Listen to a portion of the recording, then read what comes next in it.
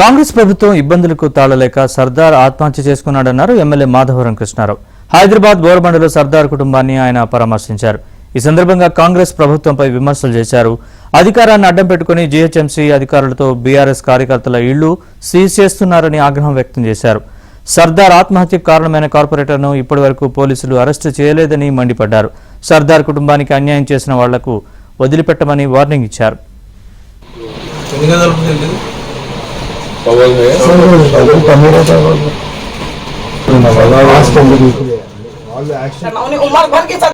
వాళ్ళు ఏ రకంగా ఇబ్బంది పెడితే సర్దార్ పై నుంచి చిన్న పిల్లలు ఉన్నప్పుడు కూడా బాధకు తట్టుకోలేక నా పిల్లల్ని రక్షించుకొని నా ఇల్లు డిమాలిషన్ చేస్తారేమని భయపడి భయభాంతులతోని పైనుంచి చనిపోవడం అంటే ఇది నిజంగా బాధాకర విషయం.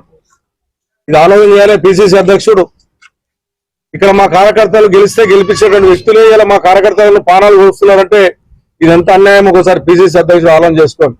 హైదరాబాద్ నగరంలో మీ కార్యకర్తలు కాంగ్రెస్ కార్యకర్తలు దుర్మార్గాలు అంతా ఇంత లేవు. బిల్డింగ్ కడితే పాపం ఉంది. పక్కకి ఈ నుంచి కనీసం 300 మీటర్ దూరంలో అయ్యప్ప సొసైటీ ఉంటుంది. మరి అయ్యప్ప సొసైటీలో 10-15 ఫ్లోర్లు పోతే 0 పర్మిషన్ ఉంటుంది. అది ముట్టారు. అది మాత్రం డబ్బులు వసూలు చేస్తారు.